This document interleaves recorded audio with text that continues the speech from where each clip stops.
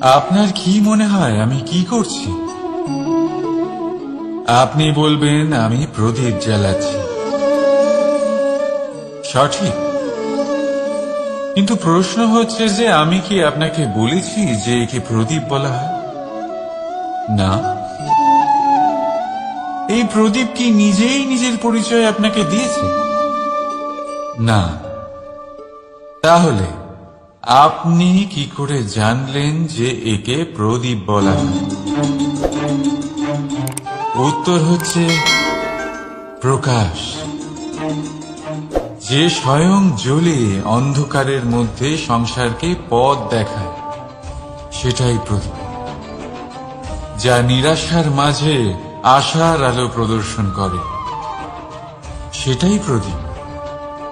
অপর দিকে আছে সাপ, যাকে না দেখেও তার ফনার আওয়াজ শুনেই লোকে ভয় পেয়ে যায়।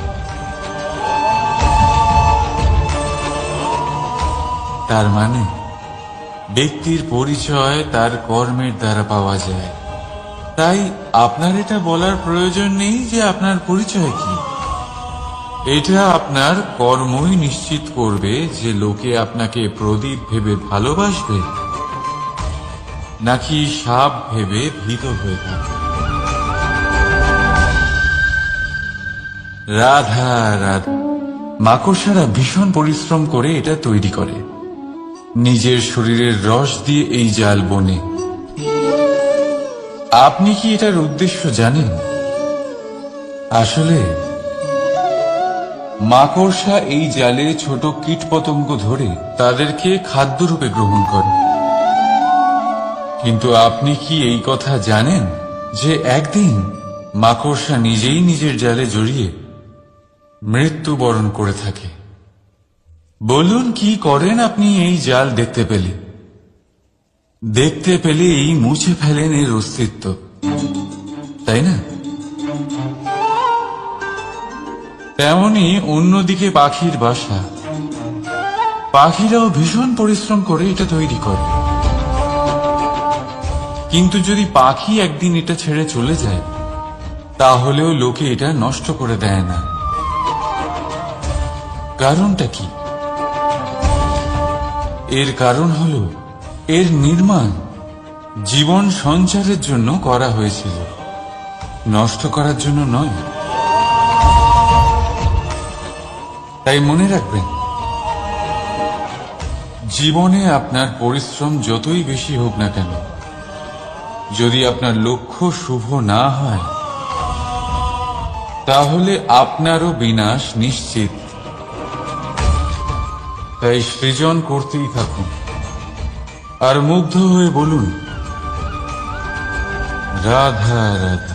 সময় কত বিচিত্র হয়। সময় আমাদের পক্ষে থাকলে আমরা নিজেদের রাজা মনে করে নিই, আর সেই সময় যদি বিপক্ষে চলে যায়, তাহলে নিঃস্ব হতে সময় লাগে না। তাই মানুষের একটা অভ্যেস আছে, খারাপ সময়ের জন্য কিছু সঞ্চয় করা। আত্মীয়, বন্ধু খারাপ সময় পাশ থেকে সরে যায়। যশ, মান প্রতিকূল সময় চিরস্থায়ী হয় না। তাই মানুষ মনে করে অর্থ সঞ্চয় করাই শ্রেয়। অর্থের কোনো হৃদয় নেই যা সময়ের সাথে পরিবর্তিত হবে। সংসার বলে সর্বদা অর্থ সঞ্চয় করতে থাকুন। খারাপ সময় অবশ্যই কাজে লাগবে, কিন্তু আমি বলবো শুভ কর্ম করতে থাকুন, আনন্দে থাকুন, নিজের ওপর আর ঈশ্বরের ওপরে বিশ্বাস রাখুন। খারাপ সময় কখনো আসবেই না। রাধা রাধা। প্রকৃতি মানুষকে এক বিশেষ শক্তি দিয়েছে, অন্য জীবের থেকে বেশি শক্তি দিয়েছে। স্মরণ শক্তি। এই শক্তি মানুষকে অন্য জীবের থেকে ভিন্ন করে। ইতিহাস রচনা করার প্রেরণা দেয়, জ্ঞানকে বংশানুক্রমে এগিয়েও নিয়ে যায়। আর যারা ভুলে যান, অধিকাংশ সময় তারা উপহাস আর দয়ার পাত্র হয়ে যান। কিন্তু এটাই কি প্রকৃত রূপে সত্য? না। এই স্মরণ শক্তি মানুষের বিকাশের সব থেকে বড় বাধা হয়ে দাঁড়ায়, তার মনকে দূষিত করে দেয়। খারাপ অভিজ্ঞতা, কারোর করা বিশ্বাসঘাতকতা, কারোর কটাক্ষ বেশিরভাগ মানুষই ভুলতে পারেন না, আর তারপর প্রতিশোধ নিতে উদ্যত হন। প্রথমে সময় নষ্ট করেন প্রতিশোধের প্রস্তুতিতে, আর তারপর সময় নষ্ট করেন প্রতিশোধ নেওয়ার সুযোগ খুঁজতে। যদি সন্তুষ্টি পেতে চান, যদি জীবনে আনন্দ পেতে চান, তাহলে স্মরণ শক্তির সদ্ব্যবহার করুন। নিজের স্মরণ শক্তিকে চালনা করুন শুধুমাত্র ভালো কথা আর ভালো স্মৃতির দিকে। জীবনে আনন্দ পাবেন। রাধা রাধা। মানুষ নিজের পরিবারের জন্য কত কিছুই না করে, দিন রাত পরিশ্রম করতে থাকে যাতে তার পরিবারের প্রয়োজন পূরণের জন্য অর্থ রোজগার করতে পারে। কিন্তু শুধু অর্থ রোজগার করাটাই কি যথেষ্ট? আপনি বলবেন, হ্যাঁ নিশ্চয়ই, অর্থ দিয়ে সব কিছু পাওয়া যায়, বিদ্যা পাওয়া যায়, বাড়ি পাওয়া যায়, ওষুধ পাওয়া যায়, আর কত কিছুই না পাওয়া যায়। এইসব একটা পর্যায় পর্যন্ত সঠিক, কিন্তু একটু মন দিয়ে ভেবে দেখুন, যখন কোনো শিশু অসুস্থ হয়ে পড়ে তখন সে ওই তিক্ত ওষুধ কেন খেয়ে নেয়? এই জন্য কারণ ওর পিতা সেই ওষুধ অর্থ দিয়ে কিনেছে? না, বরং এই জন্য কারণ তার পিতা যে তার সামনে দাঁড়িয়ে, তার উপরে তার বিশ্বাস আছে। বিশ্বাস আছে যে উনি তার কিচ্ছু হতে দেবেন না। এই বিশ্বাস, এই সংস্কার, এই শিক্ষা কখনো অর্থ দিয়ে পাওয়া যায় না। এটা পাওয়া যায় সেই সময় থেকে যা মাতা পিতা তাদের সন্তানের সাথে কাটিয়েছেন। তাই জীবনে অর্থ অবশ্যই উপার্জন করুন, কিন্তু নিজের পরিবারকেও সময় দিন, আনন্দ পাবেন। রাধা রাধা। বিরোধিতা এমন এক শব্দ যা শুনে আমরা সবাই ভয় পেতে থাকি। যদি কেউ আমাদের বিরোধিতা করে তা আমাদের সহ্য হয় না। আমরাও কারোর বিরোধিতা করে কোনো শত্রুতা করতে চাই না। এই ধরনের ভাবনা আমাদের মনে আসতেই থাকে। কিন্তু বিরোধিতা, এই শব্দ আপনার শান্তির জন্য, আপনার সুখের জন্য কতটা গুরুত্বপূর্ণ তা আপনারা জানেন না। তাই যদি কাল এসে কেউ আপনার বিরোধিতা করে, তখন সবার আগে নিজেকে যাচাই করুন।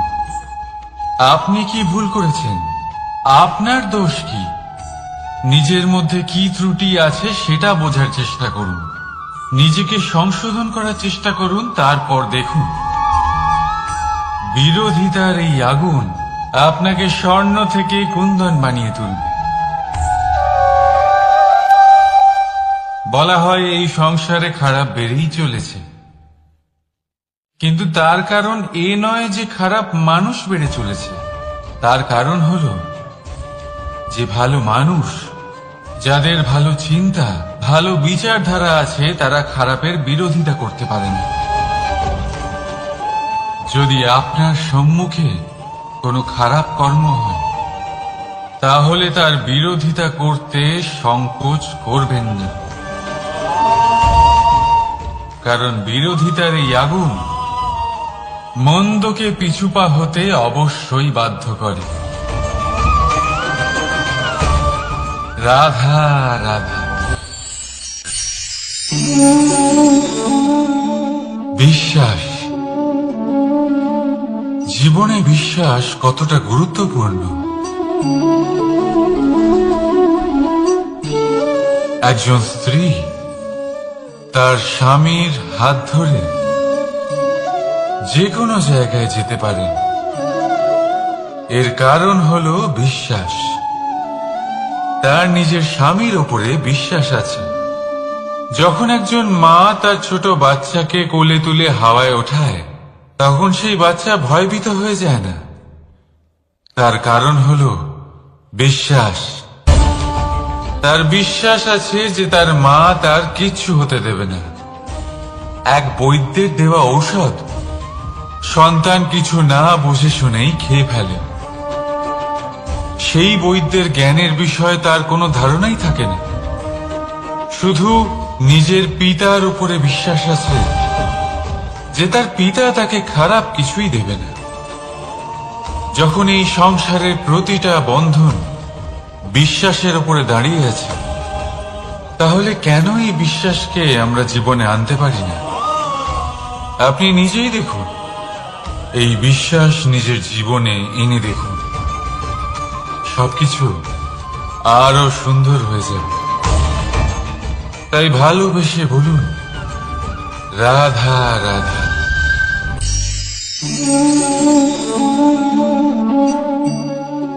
অহংকার, এই শব্দটা সবাই শুনেছেন। বহু মানুষকে আপনি এটা বলতে শুনেছেন যে ওই ব্যক্তির অহংকার আছে, ওই মানুষটির ক্ষমতার অহংকার আছে, ওই ব্যক্তির নিজের রূপ নিয়ে অহংকার আছে, ওই ব্যক্তির নিজের অর্থের অহংকার আছে, ইত্যাদি ইত্যাদি। কিন্তু এই অহংকার, এর অস্তিত্ব হয় কি করে? এবারে একবার এই হাতটা দেখুন। যদি এই হাতের 5 আঙ্গুল উঠে দাঁড়ায়, আশীর্বাদ। আর যদি এই হাতের 5টা আঙ্গুল একসাথে মুঠো হয়ে যায়, শক্তি। সংকটের বিরুদ্ধে ঢাল। কিন্তু এই একটা আঙুল সংকটের কারণ হয়ে দাঁড়াতে পারে। এই একটা আঙুল শত্রুকে আহ্বান জানায়। এবার অহংকার বলে এই শব্দটাই দেখিনি। আমাদের থেকে আলাদা হয়ে গেলে হয় অহং। অহং অর্থাৎ ব্যক্তির মনে হয় যে সে আপনদের থেকে, নিজের বন্ধুদের এবং সঙ্গীদের থেকে, নিজের পরিবারের থেকে অনেক উপরে, অনেক শ্রেষ্ঠতর সে। কিন্তু মনে রাখবেন, এই অহংকার কোন ব্যক্তির অস্তিত্বের বিনাশের প্রথম ধাপ। তাই ঝেড়ে ফেলে দিন এই অহংকারকে, আর বিশ্বাস করুন আমাদের উপর, কারণ তখনই আপনি শান্তি পাবেন। আর সেই শান্তির সাথে বলে উঠবেন, রাধা রাধা।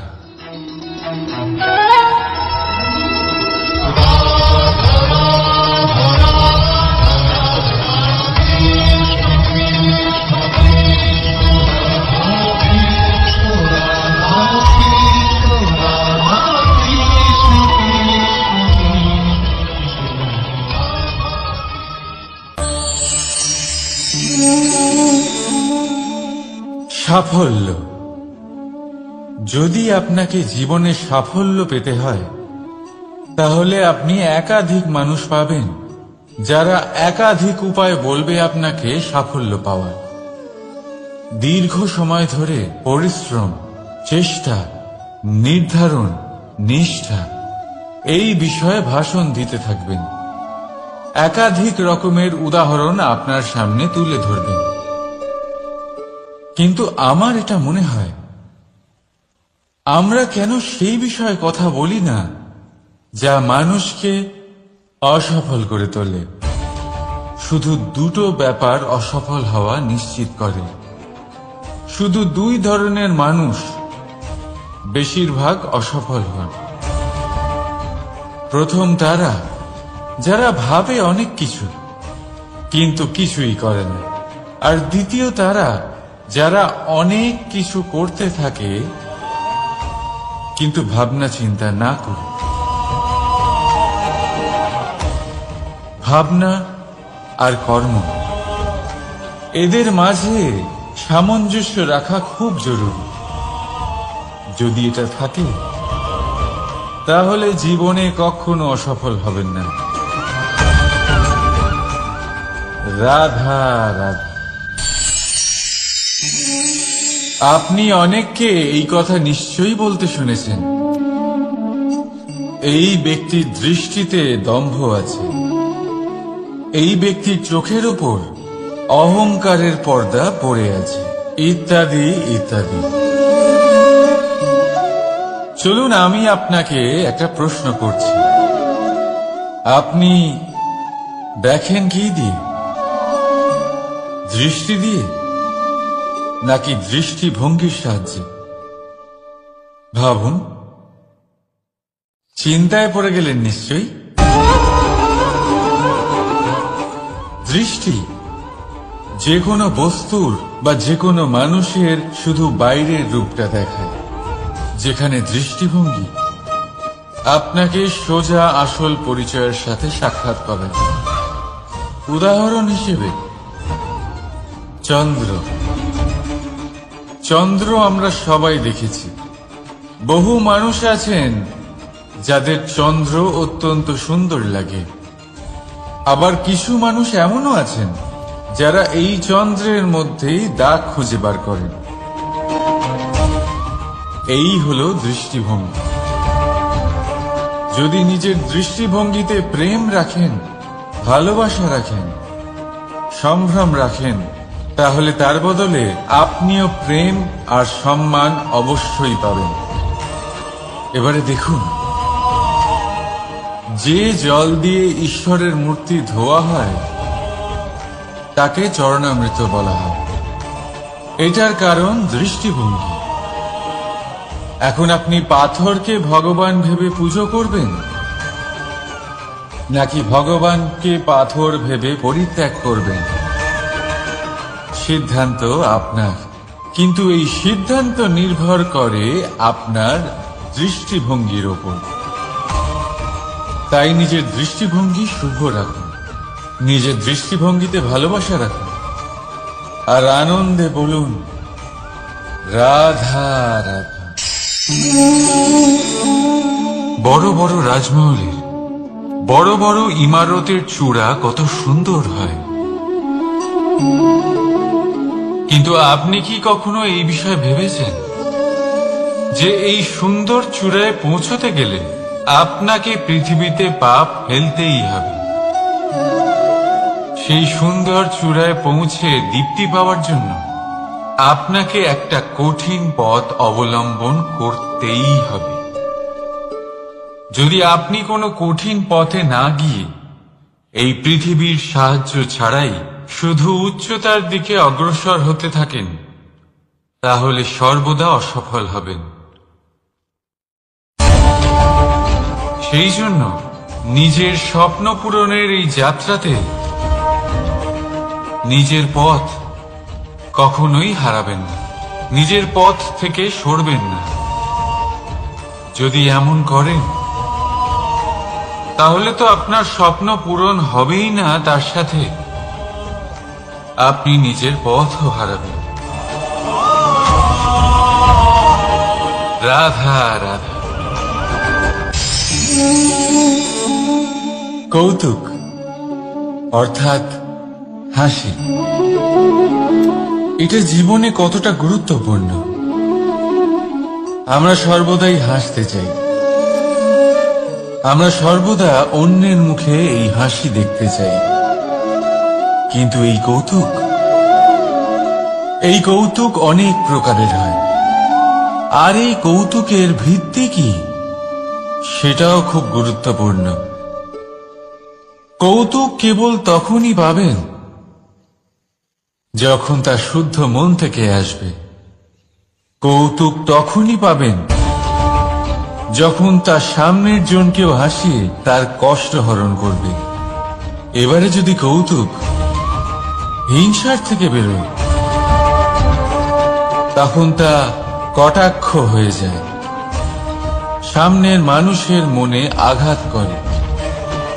তারপরে সে তৈরি থাকে যে কখন আপনার উপরে আবার প্রহার করতে পারবে। তাই যদি হাস্য কাউকে ছোট করার জন্য হয়, তা হাস্য নয়, উপহাস হয়ে যায়। আর তা সামনের জনকে আনন্দ নয়, শুধু অপমান দেবে। আর অপমানিত ব্যক্তির মন তিক্ত হয়ে থাকে। তাই মনে রাখবেন যে এই কৌতুক যেন কৌতুকই থাকে, তা উপহাস বা কটাক্ষ না হয়ে যায়। রাধা রাধা। মানুষ এই শব্দের সূচনা হয় মন থেকে, আর সেই জন্যই হয়তো আমাদের এই মন এতটা গুরুত্বপূর্ণ। এবারে দেখুন না, আমাদের মনই সবকিছু চালনা করে। মনই সেই যে কল্পনা করে, মনই সেই যা কল্পনাকে বাস্তবে পরিণত করার জন্য পরিশ্রম করতে আমাদের প্রেরণা যোগায়। মনই সেই যা লোভের জালে জড়িয়ে পড়ে। মনই সেই যা অভিমানের পর্দা দিয়ে ঢেকে যায়। আর এই মনই সেই যা আপনাকে বিনাশের দিকে টেনে নিয়ে যেতে পারে। কিন্তু যদি তা পরোপকার করার ইন্ধন পায়, তাহলে এমন কোনো মহান কাজ নেই যা আপনি করতে পারবেন না। কিন্তু এই মন কি? মানুষ একটা অত্যন্ত শ্রেষ্ঠ কর্ম করতে পারেন, সেটা হলো ভুলে যেতে পারা। আর সেটা বরদানের চেয়ে কম কিছু নয়। মানুষকে যখন কোনো কারণে নিজের প্রিয়জনদের থেকে দূরে যেতে হয়, তখন মনে দুঃখ জাগ্রত হয়। তিনি সেই দুঃখকে ভুলতে পারেন। কখনো কোনো সম্পর্ক থেকে যদি দুঃখ পেয়ে থাকেন, তখন সেই দুঃখকে ভুলতে পারেন। কিন্তু এই সংসারের প্রত্যেক আবেগ, প্রত্যেক বস্তু ভুলে যাওয়া উচিত নয়। বিশেষ করে আমাদের প্রিয়জন, আমাদের পরিবারের সদস্য যখন এই সংসার থেকে ওনারা চলে যান, তখন যে সৎকর্ম ওনারা করেছেন, যে প্রেরণা ওনারা আমাদের প্রদান করেছেন, কখনো ভুলে যাওয়া উচিত নয়। যখন আপনি কোনো উঁচু স্থানে পৌঁছে যান, আপনি সাফল্য লাভ করেন, তখন সেই সকল বন্ধুদের ভোলা উচিত নয় যারা আপনার সাথে আরম্ভ থেকে ছিল, যারা সবসময় আপনাকে সাহায্য করেছে। আর সবথেকে গুরুত্বপূর্ণ কথা, আপনার বয়স যতই বৃদ্ধি পাক না কেন, মাতা পিতাকে কখনো ভুলবেন না। আপনি যতই বড় হন না কেন, আপনি তাদের সন্তানই থাকবেন। অভিজ্ঞতার দিক থেকে ওনাদের থেকে ছোটই থাকবেন। তাই সবসময় নিজের মাতা পিতাকে নিজের সাথে রাখুন, কখনো তাদের ভুলবেন না। সেই সকল ব্যক্তিদের ভুলে যাবেন না যারা দুঃখের দিনে আপনার সাথে ছিল, তবেই জীবনে সুখ পাবেন। আসুন আর আমার সাথে ভালোবেসে বলুন, রাধা রাধা। এই আমার অনেকগুলো নাম আছে, আর তাদের মধ্যে একটি হলো যুদ্ধ বিমুখ। এই কথা আপনারা সবাই জানেন। দাদাও আমাকে বলেছেন যে তুমি এরকম কিভাবে যুদ্ধক্ষেত্র থেকে মুখ ঘুরিয়ে পালাতে পারো কানাই। দেখুন, যেটা সময়ের দাবি ছিল আমি সেটাই করেছি। যদি আমি রণভূমি ত্যাগ করে না পালাতাম, তাহলে কে জানে কত সৈনিক নিজেদের প্রাণ হারাতেন, কে জানে কতগুলি পরিবার নিজেদের বাঁচার আশা হারাতেন, কে বলতে পারে হয়তো কত প্রাণী এই সংসার ত্যাগ করতেন। আর তাই কখনো কখনো যুদ্ধ বিমুখ হওয়াই শ্রেয়। কখনো জীবনের ক্ষেত্রেও এটা প্রযোজ্য। যদি দূরে চলে গেলে আপনার সম্ভাবনা বৃদ্ধি পায়, তাহলে দূরে চলে যান। দূরে চলে যান সেই সকল ব্যক্তিদের থেকে যারা কথায় কথায় আপনাকে অপমান করেন, আপনার নিন্দা করেন, আপনাকে বাধা দেওয়ার চেষ্টা করেন, আপনাকে ছোট করেন। কারণ তাদের সাথে থেকে, সেই সকল ব্যক্তিদের সাথে থাকলে যারা আপনার মূল্য বোঝেন না, আপনি নিজের আত্মসম্মান, নিজের আত্মবিশ্বাস, নিজের ব্যক্তিত্বকে নত করে ফেলবেন। দূরে চলে যান সেই সকল সংঘর্ষ থেকে, সেই সকল পরিস্থিতি থেকে যাদের সম্মুখীন হয়ে আপনি কোনো পরিণামেই পৌঁছতে পারবেন না। যদি আপনি এইভাবে যুদ্ধ বিমুখ হয়ে উঠতে পারেন, যদি এই প্রবৃত্তি আপনি নিজের মধ্যে জাগ্রত করতে পারেন, তাহলে আপনার সামনে সেই যুদ্ধ চলে আসবে যাতে বিজয় লাভ করে আপনি নিজের অস্তিত্ব খুঁজে পাবেন। আর সেটাই হলো সবথেকে বড় জয়লাভ। আসুন আমার সাথে ভালোবেসে বলুন, রাধা রাধা। এই সংসারের একটা নিয়ম আছে, বা বলতে পারেন লোকে তাই বলে, যে শক্তিশালী হয় সে শক্তিহীনকে নত করে দেয়। এমনটাই হয়, তাই না? আবশ্যক নয়। কখনো কখনো এমনও হয় একজন অসমর্থ ব্যক্তি সমর্থ ব্যক্তিকে নত করে দেন। এটা সম্ভব, এও হতে পারে। আর এটা তখন হতে পারে যখন তার মধ্যে ভালোবাসার শক্তি থাকে। ভালোবাসার শক্তি এই সংসারে সবথেকে বড় শক্তি হয়। এই ভালোবাসার শক্তি দ্বারাই নির্ধন সুদামা আমাকে দিয়ে নিজের পা ধুইয়ে নিল, কিছু না বলেই, কিছু না চেয়েই। এই কর্মের আধার ছিল শুধুমাত্র ভালোবাসা। খুব শক্তিশালী হয় এই ভালোবাসা। ভালোবাসার শক্তি দ্বারাই আপনি হিমালয় পর্বতকে নত করতে পারেন, তাহলে কি অসম্ভব হতে পারে?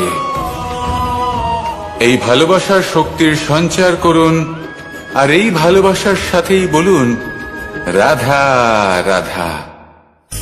মানুষের জীবনে স্বচ্ছতার একটা আলাদা গুরুত্ব আছে। যদি আপনি নিজেকে স্বচ্ছ রাখেন, তাহলে আপনার নিজেরও ভালো লাগবে, সামনের ব্যক্তিরও ভালো লাগবে, একটা অন্যরকম প্রভাব পড়বে। কিন্তু একজন শ্রেষ্ঠ ব্যক্তি কিভাবে হয়ে ওঠা সম্ভব?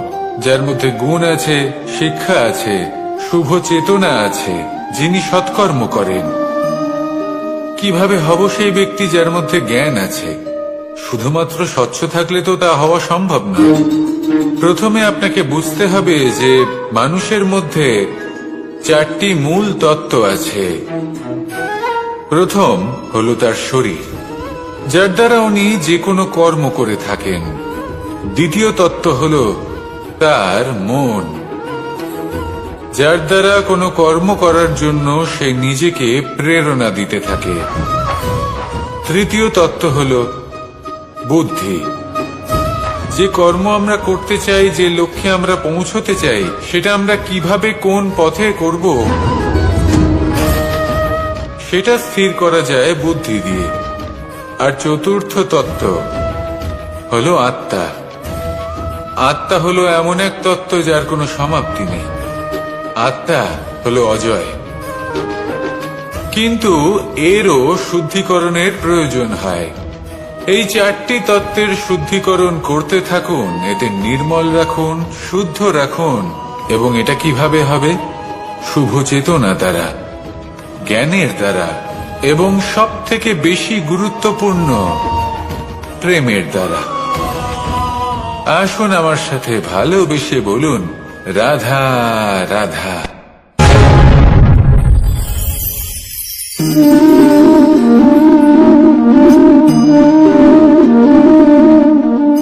জল এই সংসারের সমস্ত প্রধান তত্ত্বের মধ্যে একটি। এই জল যে কোনো জ্বালা দূর করে, আগুনকে নিভিয়ে দেওয়ার ক্ষমতা রাখে, অবিরল অবিচল ভাবে প্রবাহিত হতে পারে, একে কেউ বাধা দিতে পারে না। এর পথে বাধা সৃষ্টি করলে নিজের পথ নিজেই খুঁজে নেবে, বা সে নিজেই নিজের পথ বানিয়ে নেবে, কিন্তু কখনো থামবে না। এই জল হলো মহান, আর এর একটা মহান গুণ আছে, এর নিজস্ব কোনো রং নেই, কিন্তু যখন মেঘ থেকে বৃষ্টি রূপে পৃথিবীতে ঝরে পড়ে তখন সমস্ত সংসারকে রঙিন করে তোলে। যেখানে খরা হয়েছে সেখানে শ্যামল করে তোলে, যে স্থান শ্যামল সেখানে ভিন্ন ভিন্ন প্রকারের পুষ্প ফুটিয়ে তোলে। এই জল, এই জলের মতন আমাদের হতে হবে। ওর যেমন কোনো রং নেই, আমাদেরও যেন কোনো অহংকার না থাকে। শুধু কর্মের এই ধারাতে বইতে থাকুন, এই সংসারের মঙ্গল করতে থাকুন, শ্রেষ্ঠ কর্ম করতে থাকুন। এই সংসারকে এটা বলার কোনো প্রয়োজন নেই যে আপনি কে। আপনি যদি কর্ম করতে থাকেন তাহলে এই সংসার নিজে থেকেই আপনার মূল্য জানতে পারবে, আর তখন এই মন প্রসন্ন হয়ে বলবে, রাধা রাধা। একদিকে হলো আঙুর আর অন্যদিকে কিশমিশ। দেখতে গেলে এই দুটোই সবারই খুব প্রিয়, শিশু হোক, যুবক হোক বা কোনো বৃদ্ধ ব্যক্তি হোক না কেন। আর দেখতে গেলে এই কিশমিশ, এটা আঙুর থেকেই আসে, তারই অন্য একটি রূপ। কিন্তু কখনো হাটে যান আর গিয়ে জিজ্ঞেস করুন যে এই কিশমিশ আর আঙুর, এই দুইয়ের মধ্যে অধিক মূল্য কার? আপনিও নিশ্চয়ই জানবেন যে কিশমিশের মূল্য আঙুরের থেকে অনেক গুণ বেশি। এবার এরকম কেন হয়? এর পেছনে কি কারণ থাকতে পারে? একদিকে হলো সেই আঙুর যা টাটকা অবস্থায় গাছ থেকে পেড়ে খাওয়া যায়, আর অন্যদিকে হলো কিশমিশ যাকে মাসের পর মাস রোদে ফেলে রাখা হয়। একদিকে আঙুর যা কিনা অত্যন্ত রসালো, আর কিশমিশে কোনো রসই নেই। একটি হলো অত্যন্ত কোমল এবং সুন্দর, অন্যটি অমসৃণ এবং তাতে বিন্দুমাত্র সৌন্দর্য নেই, তাও তার মূল্য বেশি। এইসব কেন হয়? এই কারণেই হয় কারণ সেই আঙুর অনেক মাস পর্যন্ত রোদ সহ্য করে থাকে, কষ্ট সহ্য করে থাকে, তবেই সেই আঙুর কিশমিশে পরিণত হয়। এবার জীবনের কড়া রোদ যাকে সহ্য করতে হয়, তার সাথেও এটাই হয়ে থাকে, তারও মূল্য আপনা থেকেই বৃদ্ধি পায়। আপনার জীবনে আপনার গুণ, আপনার প্রতিভা, তা অত্যন্ত গুরুত্বপূর্ণ। কিন্তু যখন আপনি অভিজ্ঞতা লাভ করেন তখনই সেই অভিজ্ঞতা আপনার গুণ এবং প্রতিভাকে আরো অনেক বেশি শ্রেষ্ঠ করে তোলে। তাই জীবনের কঠোর রোদের মধ্যেও দাঁড়িয়ে থাকাটা শিখে নিন, সাহসের সাথে কঠিন পরিস্থিতির সম্মুখীন হওয়াটা শিখে নিন। ঠিক এইভাবেই অভিজ্ঞতা লাভ করতে হয়, আর এই অভিজ্ঞতা আপনার মূল্য বৃদ্ধি করতেই থাকবে, করতেই থাকবে। আর তখন এই মন প্রসন্ন হয়ে বলবে, রাধা রাধা।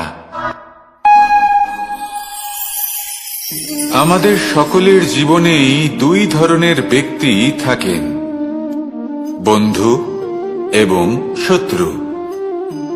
তারা হলেন আমাদের প্রিয় বন্ধু, যারা আমাদের জীবনে সবসময় আমাদের পাশে থাকেন। কখনো কখনো আমরা তাদের জন্য কিছুই করি না, তাও তারা আমাদের আনন্দ প্রদান করেন, ভালোবাসা প্রদান করেন। আর অন্যদিকে থাকে আমাদের শত্রু। দেখতে গেলে যখন আমরা জন্ম নিই তখন কিন্তু আমাদের কোনো বন্ধু থাকে না, আমাদের কোনো শত্রুও থাকে না। কিন্তু যত ধীরে ধীরে আমরা জীবনে এগোতে থাকি, আমাদের বয়স বাড়তে থাকে, তখন আমাদের বন্ধু আর শত্রু এই দুইয়ের সংখ্যা বাড়তে থাকে। আর সেই সবকিছু নির্ভর করছে আমাদের কথার ওপর এবং আমাদের ব্যবহারের ওপর। এবারে আপনি যদি কোনো ব্যক্তিকে স্বাগত জানান উদার চিত্তে, ভালোবেসে, তাহলে সেই ব্যক্তি আপনার বন্ধু হবেই হবে।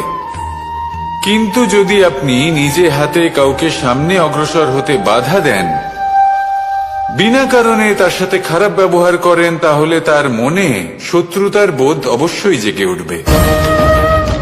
আর রইল বিষয় কথার, যদি আপনার কথা মধুর হয় তাহলে সবাইকে আপনি আপন করে নিতে পারবেন।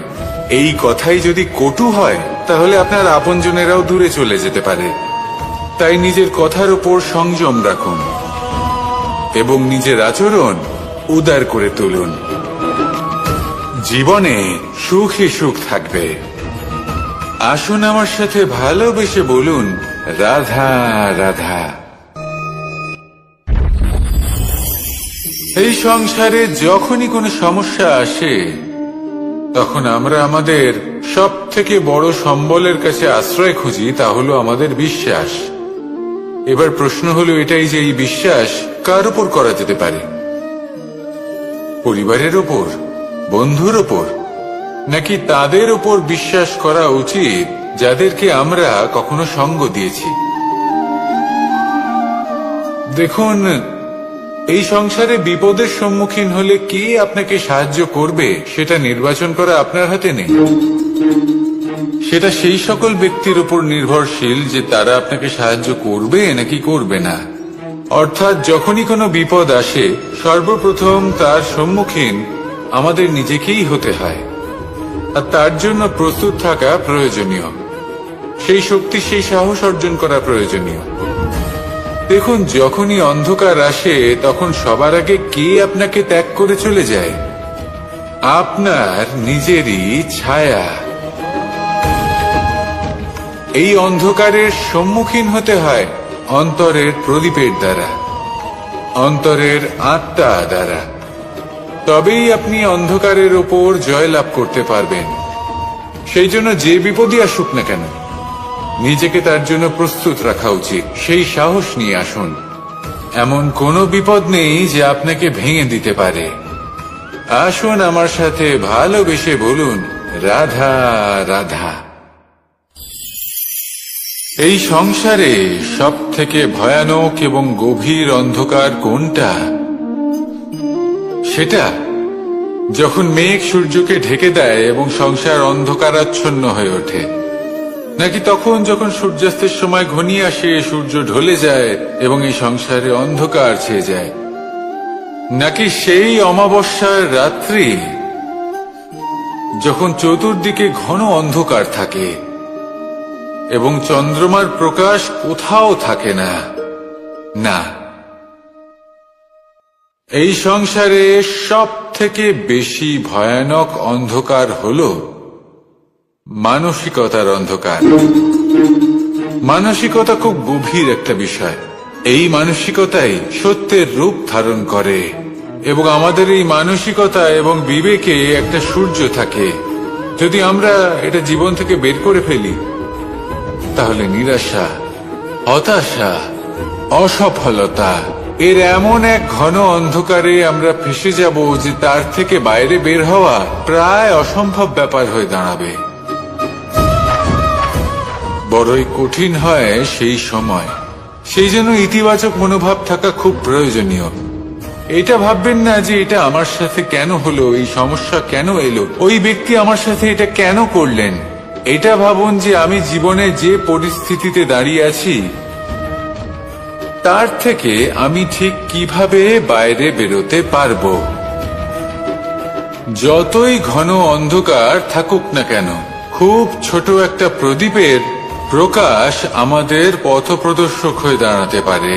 আর আমাদের জীবনে এই ছোট্ট একটা প্রকাশ হলো আশা। এই আশার একটি কিরণ আমাদের অত্যন্ত গাঢ় অন্ধকারেও পথ দেখাতে পারে। তাই এই আশাকে সব সময় মনে প্রজ্বলিত করে রাখুন। গাঢ় থেকে গাঢ় অন্ধকারের সাথে, কঠিন থেকে কঠিনতর সমস্যার সাথে লড়াই করুন, সামনে এগিয়ে চলুন, আর আমার সাথে ভালোবেসে বলুন, রাধা রাধা। মানুষ জীবনে সবসময় শিখরে পৌঁছতে চায়, অনেক উঁচুতে উঠতে চায়, আর তার জন্য তারা কি না করে, পরিকল্পনা করে, ষড়যন্ত্র করে, প্রার্থনা করতে থাকে, আবার কারোর কাছে সাহায্যও চায়। কিন্তু এত কিছু করা সত্ত্বেও অনেক সময় মানুষ শিখরে পৌঁছতে পারে না। যদি পৌঁছেও যায় তাও খুব তাড়াতাড়ি নিচে নেমে আসে। এর কারণ কি? একটা উদাহরণ দিয়ে বোঝানো যাক। এই হলো ময়ূর পেখম, আর এই হলো পাথর। যদি এই পেখমকে হাওয়ায় ছুঁড়ে দিই তবে ও উড়তে থাকে, কিন্তু এই পাথর অতি শীঘ্রই মাটিতে নেমে আসে। এর কারণ কি? ভার। এই পাথর হলো ভারী, আর এই শিক্ষাই আমাদের গ্রহণ করতে হবে।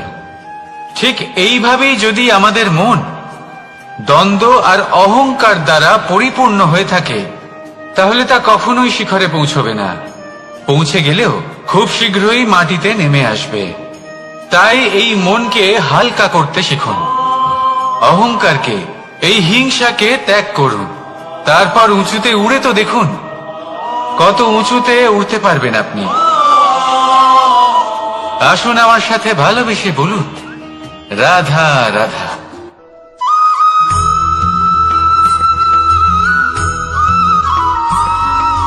এই সংসারে মাতা পিতা তার সন্তানকে সব থেকে বড় উপহার কি দিতে পারে? বৈভব, সুযোগ সুবিধা, বাড়ি, নাকি আশেপাশের পরিবেশ?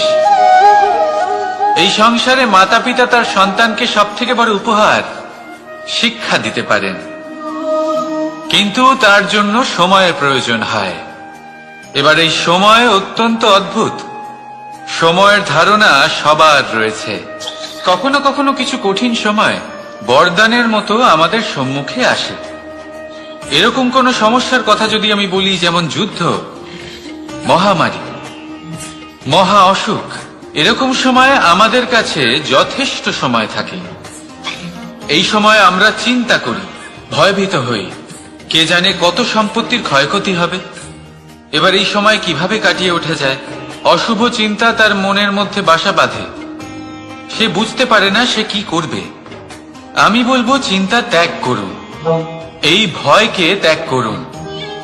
আর মনে রাখুন একটা গুরুত্বপূর্ণ কথা, যে ঈশ্বর আপনাকে বরদান দিয়েছেন যাতে আপনি নিজের কর্তব্য পূর্ণ করতে পারেন। কর্তব্য, নিজের পরিবারকে সময় দেওয়া, নিজের সন্তানকে শিক্ষা দেওয়া। তাদের সাথে বসুন, কথাবার্তা বলুন, আলোচনা করুন। কিছু কথা তারা বলবে, কিছু আপনি বলবেন, কিছু আপনি শিখবেন, কিছু তারা শিখবে। তাদের সাথে খেলা করুন, তাদের সাথে পূর্বপুরুষের গল্প করুন। এইসব করলে তাতে না শুধু তাদের ভবিষ্যৎ উজ্জ্বল হবে, বরং আপনিও সন্তুষ্টি পাবেন। ভয়ভীত হবেন না। আজ বর্তমানে আপনি কি করতে পারেন যাতে আপনার বর্তমান সঠিক হবে এবং ভবিষ্যৎ উজ্জ্বল হবে, তাতে একাগ্র হন। সব কিছু শুভ হবে। রাধা রাধা।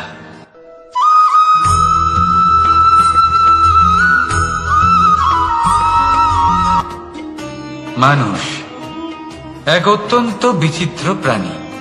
পরিকল্পনা করে, ষড়যন্ত্র করে, প্রচেষ্টা করে, কাউকে পরাজিত করার চেষ্টাও করে।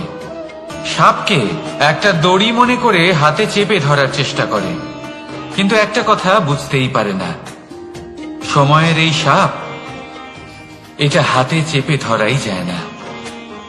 আর আপনি যা করবেন তা আবার ফিরে আসবে আপনারই সামনে। দেখুন, এতে কিছুই যায় আসে না যে আপনি কুম্ভকারের পুত্র নাকি কৃষ্ণের পুত্র। যদি আপনি অনুচিত কর্ম করেন তাহলে আপনার সাথেও অনুচিতই হবে। অশুভ কর্ম করলে আপনার সাথেও অশুভই হবে। কুরু বংশ অত্যন্ত মহান বংশ ছিল। এই কুরু বংশ কি হলো তার সাথে? একটা গোটা বংশ বয়ে গেল। কারণ ওনাদের উদ্দেশ্য অশুভ ছিল। অন্যদিকে 5 জন বনবাসী পাণ্ডব মহাভারত বিজয়ী হলেন, কারণ তাদের উদ্দেশ্য শুভ ছিল।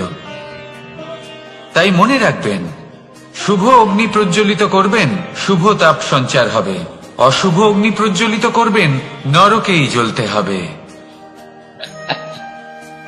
তাহলে আসুন আর আমার সাথে ভালোবেসে বলুন, রাধা রাধা।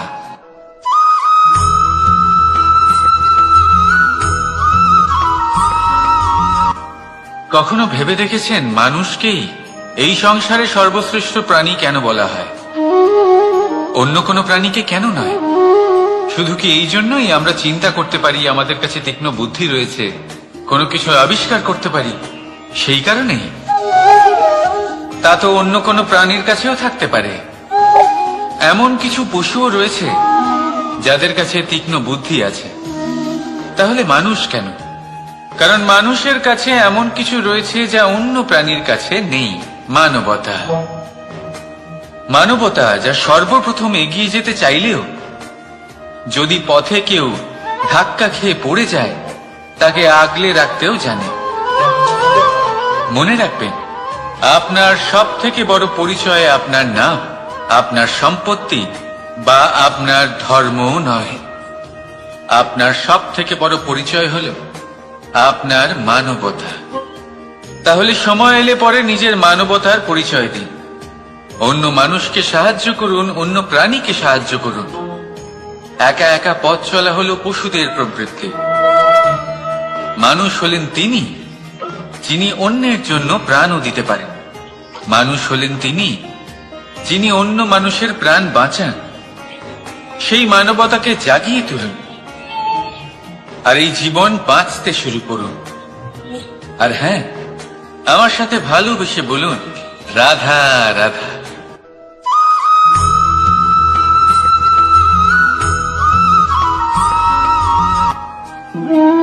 মানুষ জীবনে সবসময় সুখ পেতে চান, কিন্তু এই সুখ, এটা আসলে কি? এই সুখের আসল রূপ কি? আমি বলি, সুখের আসলে দুটি রূপ হয়, বাহ্যিক সুখ, আত্মিক সুখ। আর এটা ঠিক তেমনই হয় যেরকম আমাদের শরীরের সাথে জড়িত ছায়া আর আমাদের শরীরের মধ্যে বসবাসকারী আত্মার। যদি ছায়ার কথা ভেবে দেখেন তাহলে বুঝতে পারবেন, আমাদের শোবার সময় ভোরবেলা এই ছায়া অনেক বড় হয়ে যায়। যখন এই সূর্য মাথার উপরে চলে আসে, তার তাপ বেড়ে যায়, তখন এই ছায়া ছোট হয়ে যায়। আর যেই অন্ধকার নেমে আসে, এই ছায়া আপনার সঙ্গ ত্যাগ করে। এরকমই হয় বাহ্যিক সুখ। আর এবার কথা বলি আমাদের শরীরের মধ্যে বসবাসকারী এই আত্মা। এই আত্মা কখনো আমাদের সঙ্গ ত্যাগ করে না, সব সময় আমাদের সাথে জড়িয়ে থাকে। এরকমই হয় আত্মিক সুখ, যা সব সময় আমাদের সাথে থাকে। আত্মিক সুখ কারোর সেবা করে, আত্মিক সুখ কাউকে সাহায্য করে, আত্মিক সুখ প্রেম বোধের, যা কখনো আমাদের সঙ্গ ত্যাগ করে না। সেখানে বাহ্যিক সুখ, যতক্ষণ আপনি সম্পন্ন কিছু মানুষ এবং সুবিধার সাথে আছে, এই বাহ্যিক সুখ আপনার সাথে থাকবে। সম্পন্নতা চলে গেলে, মানুষজন চলে গেলে, সুখ সুবিধা চলে গেলে, বাহ্যিক সুখও চলে যায়। তাহলে এই আত্মিক সুখ খুঁজে নিন এবং সেই সুখের সাথেই বলুন, রাধা রাধা।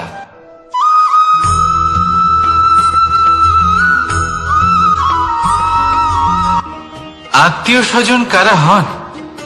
তারাই যারা সুখে দুঃখে পাশে থাকেন, তারা যারা বিপদের সময় আপনার পাশে এসে দাঁড়ান।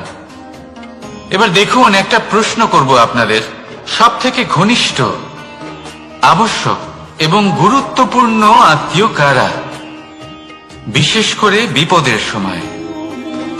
কেউ বলবেন মাতা, কেউ বলবেন পিতা, কেউ বলবেন ভাই বোন, ইত্যাদি ইত্যাদি। এবার ভাবুন, আপনি বড় হয়ে গেছেন, আপনি বাড়ি থেকে দূরে চলে গেছেন। পেট ভরানোর জন্য আপনাকে প্রত্যেকদিন চেষ্টা করতে হয়।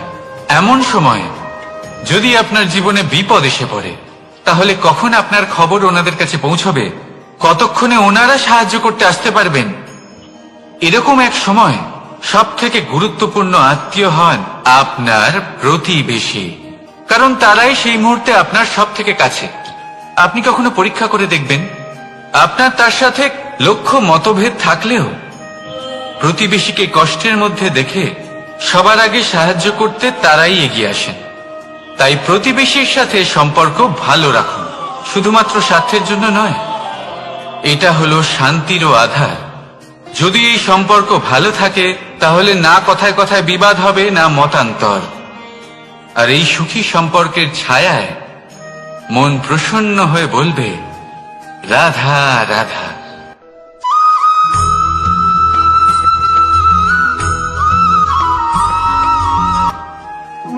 আপনি কখনো কোনো সাধারণ পাখি দেখেছেন, যেমন বাবুই?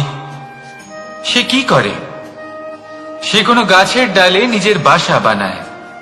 এবার সেইখানে বাসা বানানো সহজ ব্যাপার, কারণ সামগ্রী আশেপাশেই পাওয়া যায়। কিন্তু সমস্যা হলো আক্রমণ। কোনো সাপ বা অন্য কোনো পশু ওর বাসাতে ওর সন্তানদের উপর না আক্রমণ করে বসে, এই ভয়ে তার সব সময় থাকে। আর এটা সব থেকে কঠিন ব্যাপার এদের জন্য, নিজের বাসায় নিজের সন্তানদের সুরক্ষা। আর বাজ পাখি, যদি আমরা বাজের কথা বলি তাহলে তারা কি করে? বাজ পাখি কোনো উঁচু পাহাড়ের শিখরে কোনো পাথরের খাঁজে নিজের বাসা তৈরি করে। এবার ওখানে বাসা বানানো একেবারেই সহজ ব্যাপার নয়, কারণ সামগ্রী আশেপাশে পাওয়া যায় না, দূর থেকে নিয়ে আসতে হয়। কিন্তু সেইখানে আক্রমণের ভয়ও কখনোই থাকে না। এইভাবে উচিত রূপে ও নিজের বাসা রক্ষা করতে পারে, নিজের সন্তানদের রক্ষা করতে পারে। এর সারমর্ম হলো এটাই, যদি সমস্যা বড় হয় তাহলে সমাধানও উচ্চমানের হওয়া উচিত। একটা বাজ পাখির মতো ভাবা আরম্ভ করে দিন। জীবনে যে কোনো সমস্যা ছোট মনে হবে। রাধা রাধা।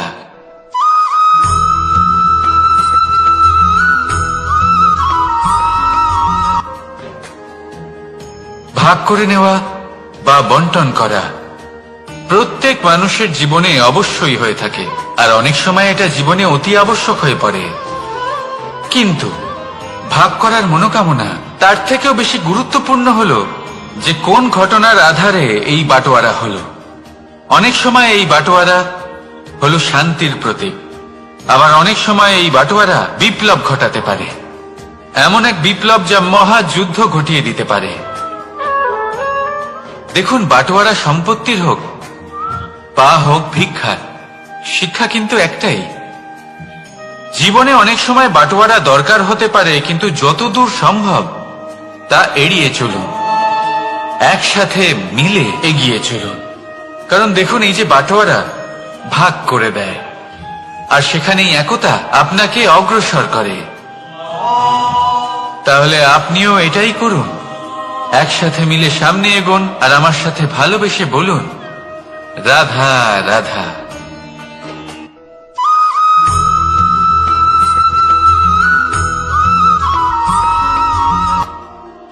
জীবনে এমন কিছু কাজ রয়েছে যা আপনাকে একাই করতে হয়, আর এমন কিছু কাজ রয়েছে যা আপনাকে একসাথে মিলে করতে হয়, একজোট হয়ে, সঙ্গবদ্ধ হয়ে। এবার সঙ্গবদ্ধ বলতে কি বোঝাতে চাইছি? আমি তাদের কথা বলছি না যারা বাস্তবিকভাবে একে অপরের সাথে কাজ করেন। আমি তাদের কথা বলছি যারা একে অপরের থেকে দূরে থেকেও একে অপরকে বিশ্বাস করেন। আমি আগেও বলেছিলাম, সমস্ত বিশ্বের আশা বিশ্বাসেই বসবাস করে, তাই না? তাই যেখানে সমস্ত বিশ্ব আছে, সমস্ত সংসার আছে, সেইখানেই বিশ্বাস রয়েছে। তাই আপনার আশেপাশে এমন দল সঙ্গবদ্ধ করুন যাদের আপনার উপর বিশ্বাস আছে আর যাদেরকে আপনি বিশ্বাস করতে পারেন। তাহলে আসুন আর আমার সাথে ভালোবেসে বলুন, রাধা রাধা।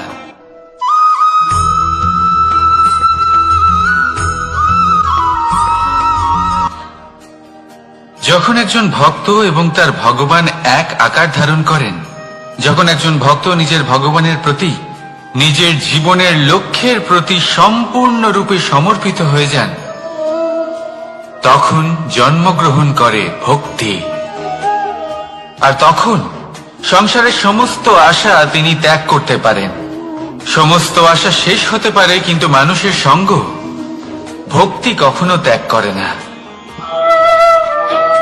যখন ভক্ত ও ভগবান এক আকার ধারণ করেন, এক হয়ে যান, তখন রথী এবং সারথীর মধ্যে কোনো পার্থক্য থাকে না।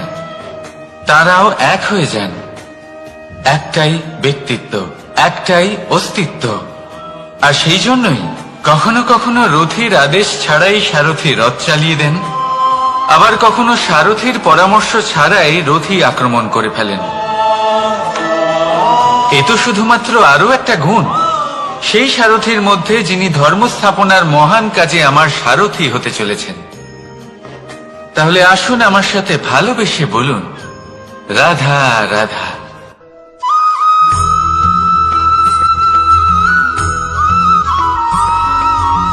আমরা যে মানুষকে চাই, যাকে আমরা ভালোবাসি, তাকে একটা উপহার অবশ্যই দিতে চাই। এমন এক উপহার যা ওনার ভালো লাগবে, যা শ্রেষ্ঠ হবে, অতি প্রিয় হবে, বহুমূল্য হবে, বা বলতে পারেন মূল্যবান হবে। তাই আমরা কি করি? আমরা বাজারে যাই, তার জন্য স্বর্ণ, আভূষণ, হিরে, মুক্তো এইসব নিয়ে আসি। কিন্তু এটাই কি সর্বশ্রেষ্ঠ উপহার? কখনোই না। সর্বশ্রেষ্ঠ উপহার হলো স্বাধীনতা, তাকে নিজের মনের মতো বাঁচার স্বাধীনতা। যদি আপনি কাউকে স্বাধীনতা না দিতে পারেন, তাহলে সে কোথাও না কোথাও বন্দী হয়ে যায়, তার বিকাশ কোথাও না কোথাও আটকে যায়।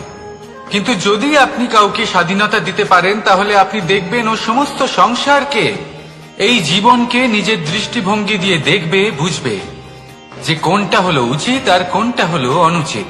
আর এটাই হলো সর্বশ্রেষ্ঠ। আর এবার যদি কাউকে স্বাধীনতার মাধ্যমে এত বড় একটা শক্তি দিতে পারেন, তাহলে আপনি আমাকে বলুন, এর থেকে বড় উপহার আর কি হতে পারে? আসুন আর আমার সাথে ভালোবেসে বলুন, রাধা রাধা।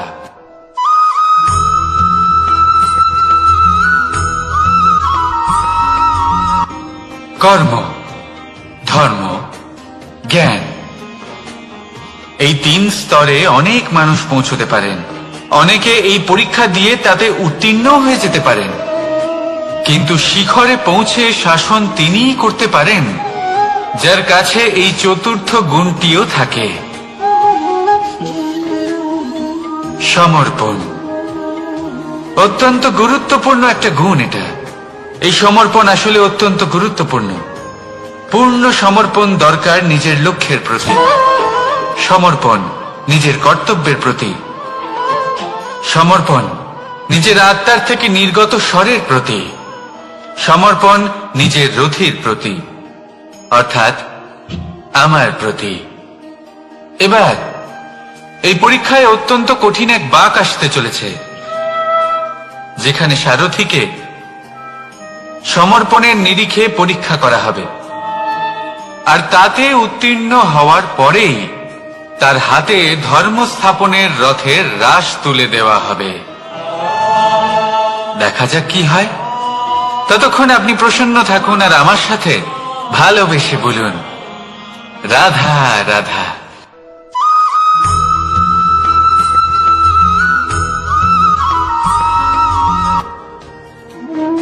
কর্ম, ধর্ম আর কর্তব্য, এই তিনটি একে অপরের সাথে জড়িত। আর অনেক সময় এই তিনটি পালন করতে করতে আমাদের সেই ব্যক্তির সামনে গিয়ে দাঁড়াতে হয়, তার বিরুদ্ধেই যেতে হয়, যাকে আমরা সব থেকে বেশি ভালোবাসি। কিন্তু সেইখানে এই যুদ্ধ কোনো ব্যক্তিগত যুদ্ধ থাকে না। এ হলো কর্ম, ধর্ম আর কর্তব্যের যুদ্ধ। এটা সরল নয়, অত্যন্ত কঠিন হয় তার সম্মুখীন হওয়া, যাকে আমরা সব থেকে বেশি সম্মান করি। কিন্তু আমাদের তো আমাদের ধর্মের পথে চলতেই হবে, কারণ আমরা কর্মবদ্ধ, কর্তব্যবদ্ধ, আর এটাই করা উচিত। শুধু এটুকু মনে রাখবেন, যদি আপনার উদ্দেশ্য শুভ হয়, আপনার ভাবনা শুভ হয়, আপনি যদি কর্ম, ধর্ম আর কর্তব্যের পথে অগ্রসর